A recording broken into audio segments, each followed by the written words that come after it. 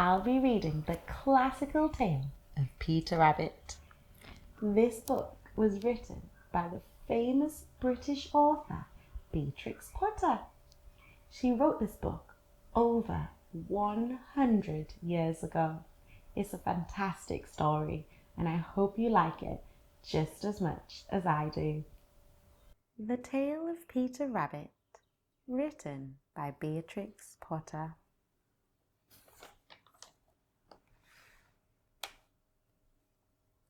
Once upon a time, there were 1, 2, 3, 4 little rabbits, and their names were Flopsy, Mopsy, Cottontail, and Peter. They lived with their mother in a sandbank underneath the roots of a very big fir tree. "Now, my dears," said old Mrs. Rabbit one morning, "you may go into the fields or down the lane, but don't go into Mr. McGregor's garden. Your father had an accident there. He was put in a pie by Mrs. McGregor." "Ah! A pie? How scary. Now run along and don't get into mischief. I am going out."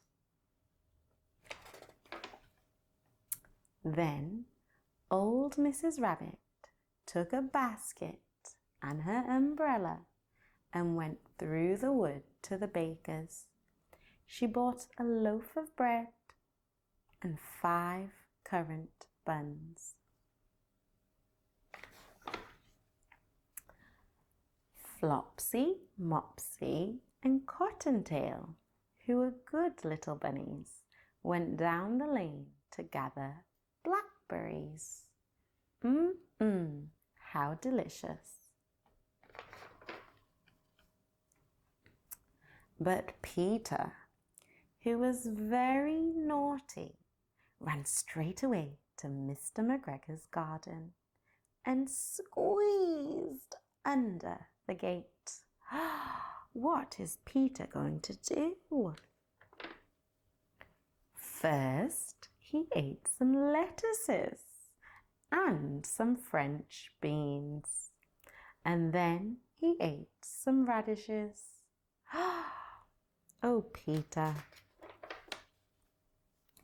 And then, feeling rather sick, he went to look for some parsley.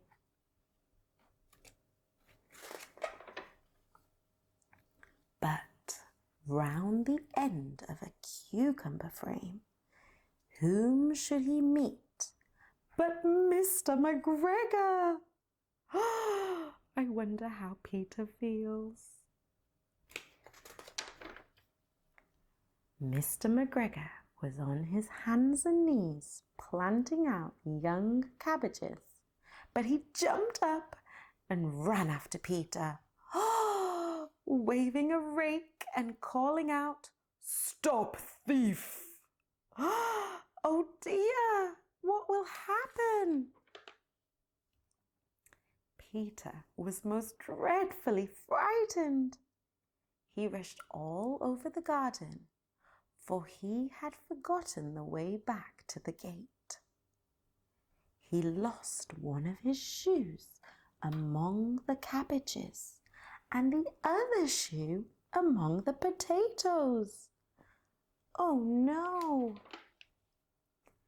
After losing them, he ran on 4 legs and went faster, so that I think he might have got away altogether if he had not, unfortunately, run into a gooseberry net and got caught by the large buttons on his jacket.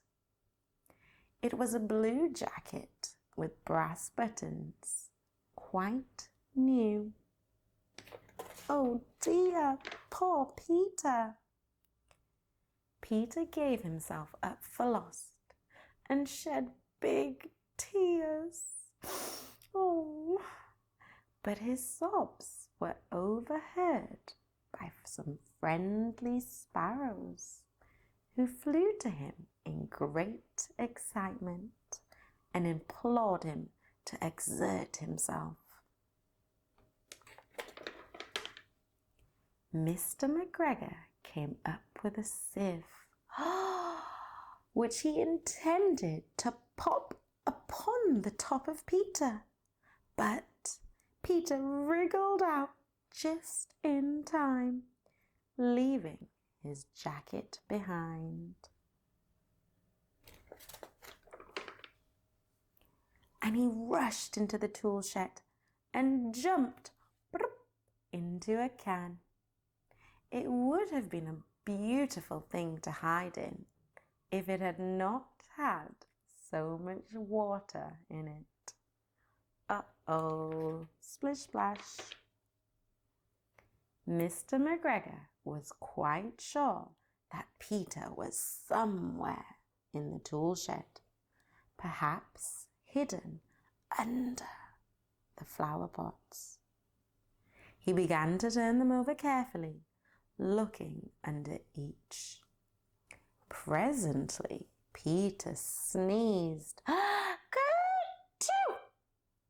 Mr. McGregor was after him in no time at all. Oh dear!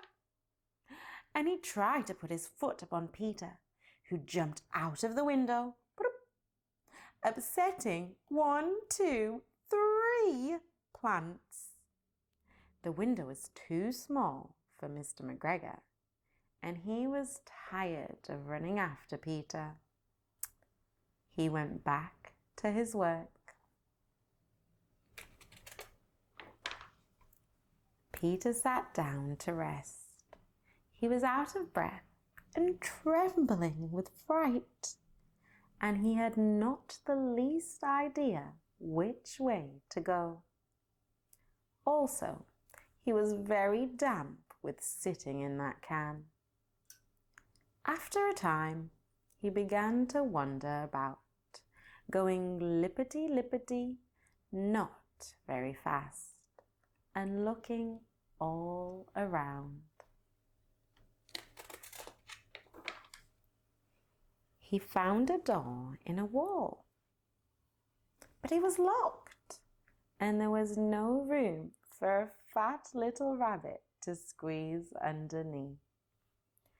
An old mouse was running in and out over the stone doorstep, carrying peas and beans to her family in the wood.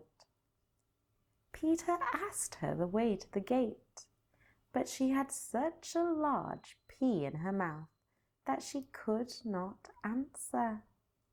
She only shook her head at him. Peter began to cry. Oh, poor Peter. Then he tried to find his way straight across the garden, but he became more and more puzzled. Presently he came to a pond where Mr. McGregor filled his water cans. A white cat was staring at some goldfish. She sat very, very still, but now and then the tip of her tail twitched as if it were alive. Peter thought it best to go away without speaking to her. He had heard about cats from his cousin, little Benjamin Button.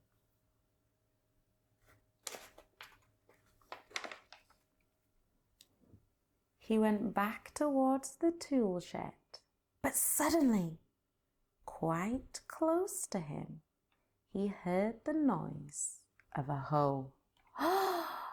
Scritch, scratch, scratch, scritch. Peter scuttered underneath the bushes, but presently, as nothing happened, he came out and climbed upon a wheelbarrow and peeped over.